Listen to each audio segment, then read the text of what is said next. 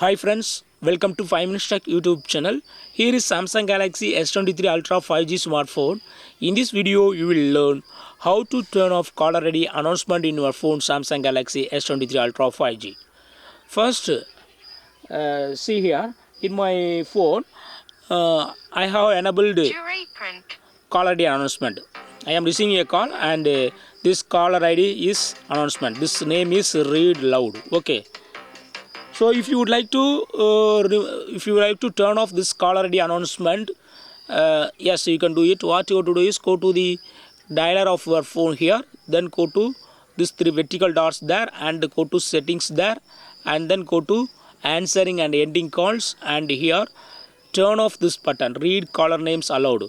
Just turn off this button so that you will not get caller ID announcement hereafter. Okay, now I am checking.